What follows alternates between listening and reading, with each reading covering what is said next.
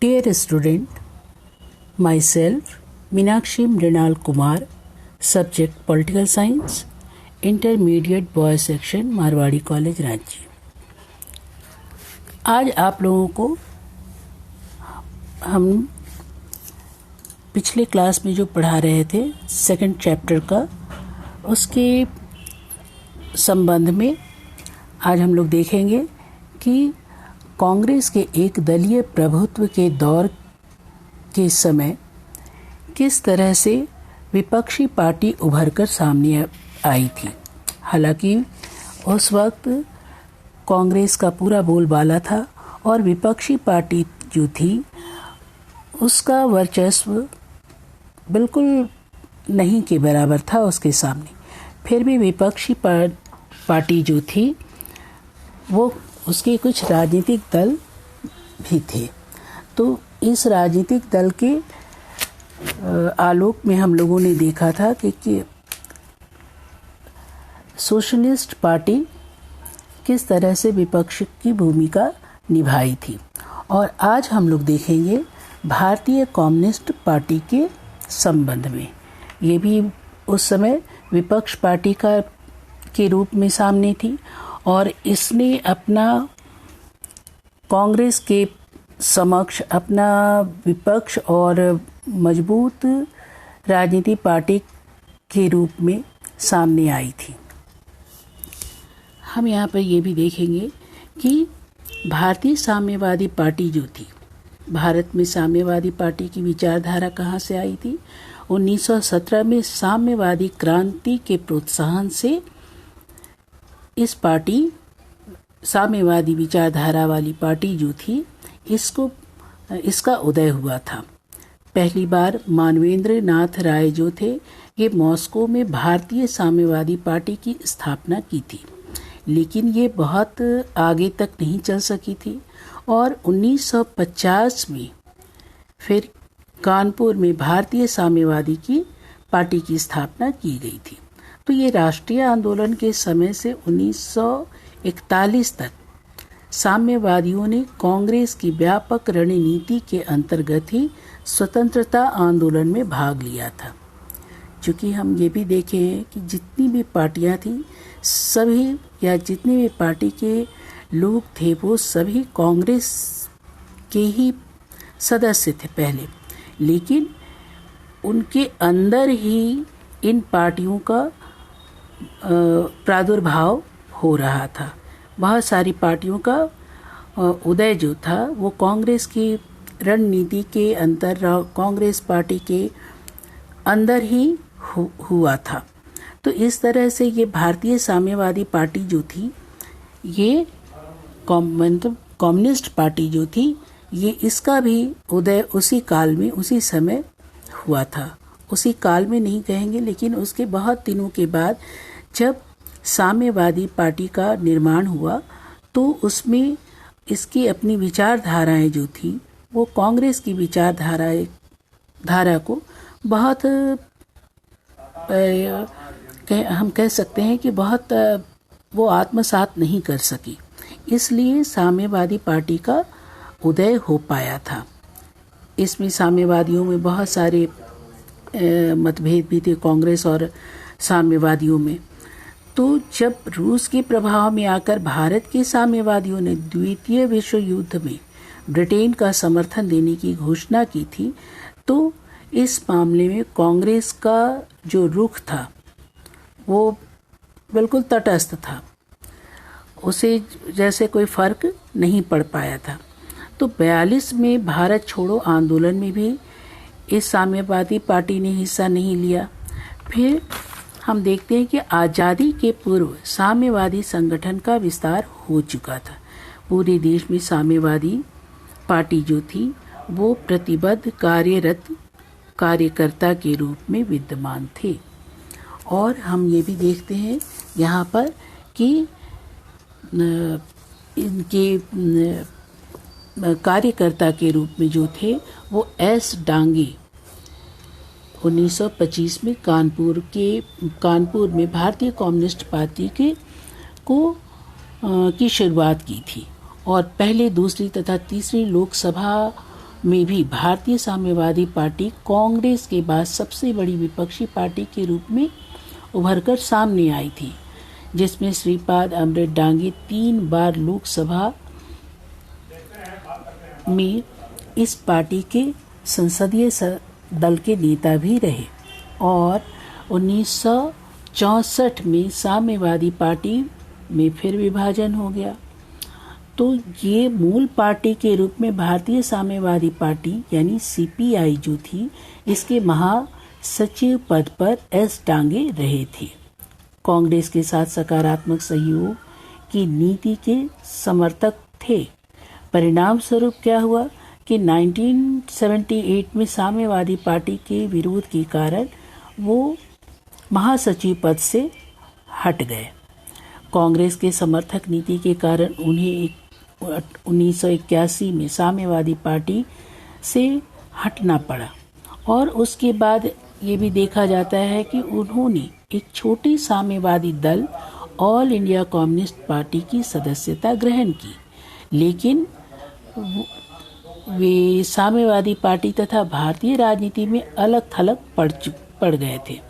तो इसलिए 1949 से लेकर 1960 में उन्होंने महाराष्ट्र राज्य के लिए आंदोलन चलाया।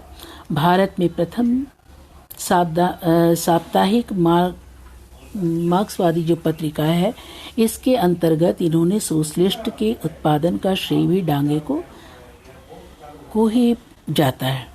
फिर हम ये भी यहाँ पर देखेंगे कि उन्होंने भारत में श्रमिक आंदोलन में भी महत्वपूर्ण भूमिका निभाई थी।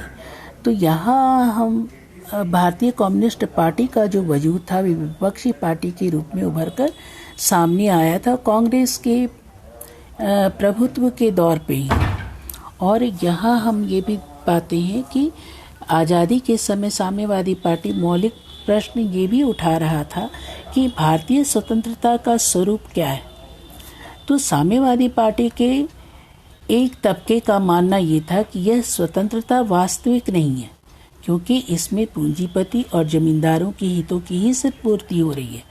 इसलिए उन्होंने जमींदारों के विरुद्ध भारत के विभिन्न हिस्से में, विशेष करके हम ये देखते हैं कि तेलंगाना में हिंसक साम्यवादी आंदोलन का समर्थन किया था।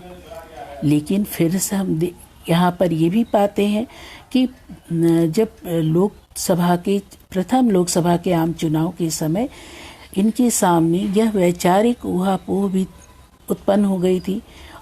फिर उन्होंने समाजवाद की स्थापना के लिए हिंसात्मक क्रांति का सहारा लेना चाहिए या न लेना चाहिए, ये ऊहापोह थी। लेकिन फिर इन्होंने लोकतांत्रिक समाजवाद को स्वीकार किया और स्वीकार करते हुए चुनाव की प्रक्रिया में भाग भी लिया। इस तरह से 1951 में साम्यवादी पार्टी ने हिंसक क्रांतिकारी का मार्ग छोड़ करके संसदीय लोकतंत्र का रास्ता अपनाया और चुनाव प्रक्रिया में भाग भी लिया। इसके पहले चुनाव में भारतीय साम्यवादी पार्टी को लोकसभा में 16 सीटें प्राप्त हुई थी। जिस तरह से हम लोग देखते हैं कि प्रथम आम चुनाव जो हमारे देश के हुए थे उसमें कांग्रेस को 364 सीटें मिली थी और ये साम्यवादी पार्टी थी, इनको उसके मुकाबले में 16 सीटें मिली थी। लेकिन जो भी थी, एक विपक्ष पार्टी के रूप में उभरकर साम्यवादी पार्टी ही सामने आई थी और ये सबसे बड़ी विपक्षी पार्टी बनी भी। दूसरे और तीसरे चुनाव में भी उसकी स्थिति निरंतर बढ़ी। तो यहाँ पर हम लोग ये भी देख पाते हैं कि भारत में साम्यवादी पार्टी का जनाधार जो था कुछ राज्यों में था, जैसे पश्चिम बंगाल, आंध्र प्रदेश, केरल, त्रिपुरा, बिहार राज्यों के में भी केंद्रित है। और इसके आरंभिक नेता A.K. गोपालन, S.A. Dange, E.M.S. Namboodiri, P.C. Joshi, Ajay Ghosh और P. संदराया आदि इस साम्यवादी पार्टी के नेता रहे। साम्यवादी पार्टी का कुछ दिनों के बाद ही साम्यवादी पार्टी के भी कहिए इनमें भी विभाजन हुआ, क्योंकि साम्यवादी पार्टी जो थी एक तो सोवियत संघ के विचारधारा से प्रभावित थी और दूसरा था साम्यवादी पार्टी का दूसरे पार्टी का विभाजन था वो चाइना से प्रभावित था। तो यहाँ पर साम्यवादी पार्टी का विभाजन जो हुआ था सोवियत संघ तथा चीन की वैचारिक मतभेद होने का परिणाम स्वरूप था और 1964 में भारतीय साम्यवादी पार्टी जो थी ये दो पार्टियों में विभाजित हो गया और भारतीय साम्यवादी पार्टी सीपीआई तथा मार्क्सवादी पार्टी सीपीएम ये दो अलग अलग विचारधाराओं को मानने वाली पार्टी थी। एक सोवियत संघ की साम्यवादी बातों को मान रहा था और दूसरा चाइना की साम्यवादी पार्टी से प्रभावित था। तो इसमें भारतीय साम्यवादी पार्टी सोवियत संघ विचारधारा के पक्षधर थी, जबकि मार्क्सवादी पार्टी जो थी वो चीन की विचारधारा से प्रेरित थी। आज भी हमारे देश में वैचारिक स्थिति यही है। फिर भी सीपीएम की तुलना में सीपीआई को अधिक उदार माना जाता है। वर्तमान भारतीय राजनीति में सीपीएम अधिक प्रभावशाली है। 1967 में एक बार फिर भारत में साम्यवादियों के अंतर्गत विभाजन हुआ तथा क्रांतिकारी नीतियों तथा हिंसक बदलाव के समर्थक लोगों ने अपना अलग अलग गुट बना लिया था, जिन्हें नक्सलवादियों के नाम से जाना जाता है। इन्हें नक्सलवादी इसलिए कहा जाता है क्योंकि इनके आंदोलन की शुरुआत जो थी वो पश्चिम बंगाल के नक्सलबारी नामक स्थान से हुई थी, इसलिए इन्हें नक्सलवादी कहा जाता है। यद्यपि हम ये भी देखेंगे कि 1951 में सोवियत संघ का विघटन हो गया, फिर भी ये दोनों पार्टियां जो है भारत में वर्तमान राजनीति में है।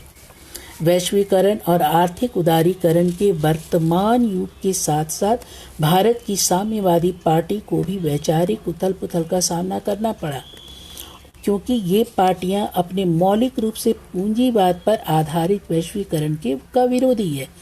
इसलिए सरकार किसान तथा मजदूर विरोधी नीतियों का विरोध करते हैं। विदेश नीति में अमेरिका के साथ भारत के घनिष्ठ संबंध का ये पक्षधर नहीं है, क्योंकि अमेरिका एक पूंजीवादी देश है। तो ये चूँकि ये पूंजीपतियों का विरोध करती है, जमींदारों का विरोध करती है, तो इस आधार पर इसने अमेरिका को भी के भी संबंध जो हमारे भारत के साथ है इसकी पक्षधर ये नहीं है। तो इस तरह से हम देखते हैं कि भारत में जब हमारे देश का एक दलीय प्रभुत्व का प्रथम आम चुनाव हुए थे और उसके पश्चात विपक्षी पार्टी के रूप में साम्यवादी पार्टी जो थी वो उभर कर आई थी।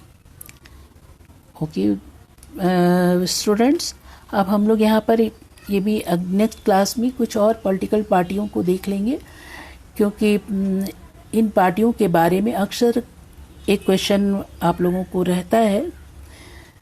प्रायः अगर क्वेश्चन आता भी है अगर साम्यवादी पार्टी से, तो एक निबंध के रूप में इसे पूछी जाती है कि साम्यवादी पार्टी किस तरह से हमारे देश की एक पार्टी के रूप में उभर कर सामने आई थी। तो इसमें इसकी पूरी एक टिप्पणी के रूप में आप लिखेंगे कि भारतीय साम्यवादी विचारधारा क्या थी, ये किस तरह से हमारे कांग्रेस से अलग हुआ, ये क्यों कांग्रेस की नीतियों को पसंद नहीं करने लगी। इन सभी बातों को देते हुए आप ये भी लिखेंगे कि ये किन दो विचारधाराओं को मानने वाली पार्टी थी और इस पार्टी के अंतर्गत एक थे हमारे भारत में साम्यवादी रूस की साम्यवादी विचारधारा से प्रभावित थी और दूसरी इसका जो विभाजन हुआ था वो चीन के वैचारिक बातों से सहमत थी।